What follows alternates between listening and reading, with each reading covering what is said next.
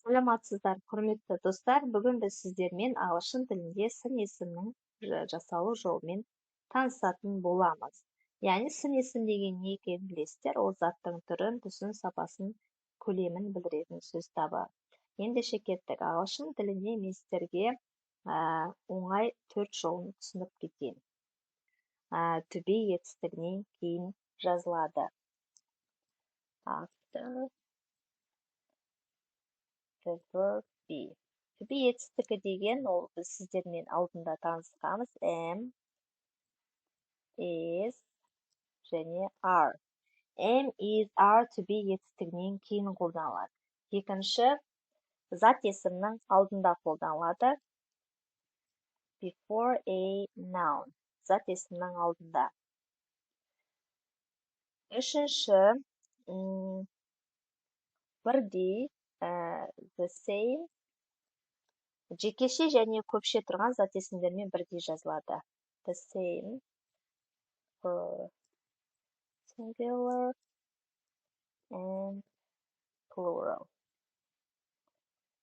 Төртіншіден, болымды және болымсыз сөйлемдермен бірдей жазылады. The same for negative and question sentences. Яғни бұл дегеніміз не? Болымсыз және сұрақ сөйлемдермен бірдей жазылады сын есім. Яғни ешқандай өзгеріссіз. Тағы да бір қайталап кетейін. Бірінші сын есім to be етістігінен кейін жазылады. Am, is, are. Екінші before a noun, яғни зат есімнің алдында жазылады. Үшінші the same for singular and the plural дегеніміз жекеше және көпше тұрған зат есімдермен бірдей жазылады.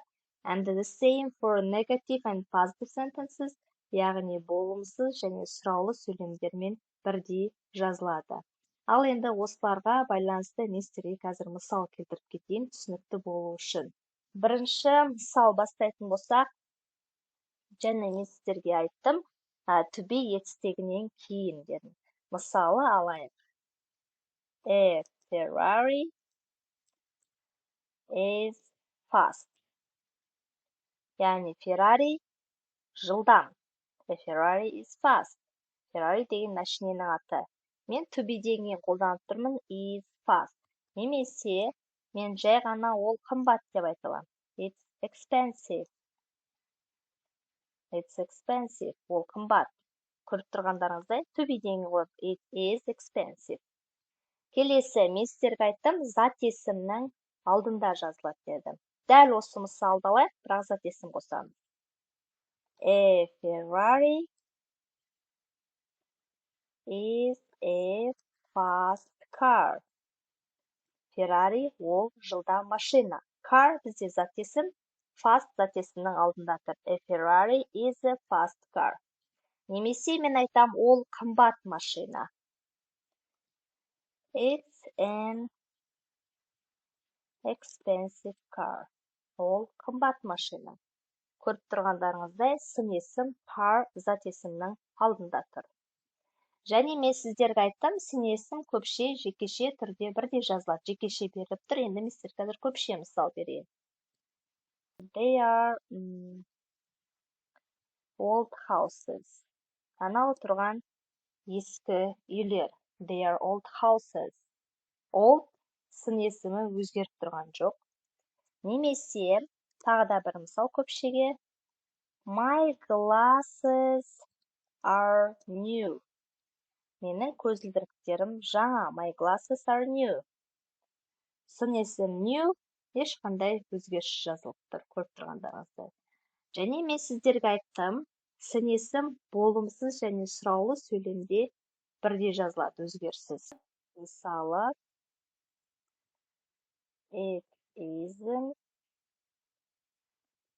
isn't a good book. Бұл жақсы кітап емес. It isn't a good book. A good book. Good сын есім өзгеріссіз жазылып тұр. Мысалы, сұрақ қойайық. Are they old cars? Анау тұрған ескі машиналар ма? Are they old cars? Сын есім old ешқандай өзгеріссіз жазылып тұр. Сіздерге сын есімнің жасалу жолы түсінікті болды деп ойлаймын. Тағы да бір рет сіздерге шолу жасап кетейін. Яғни мен сіздерге айттым, бірінші сын есім to be етістігінен кейін тұрады. Екінші зат есімнің алдында жазылады. Үшіншіден жекеше және көпше тұрған сөйлемдерде сын есім бірдей жазылады. Және төртінші болымсыз сұраулы сөйлемдерде де бірдей жазылады, ешқандай өзгеріссіз.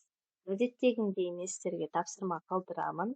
Бұл жерде сөйлемде сөздердің орын тәртібі ауысып тұр. Сіздерге оны дұрыс орын тәртібімен құрастырып жазу керек.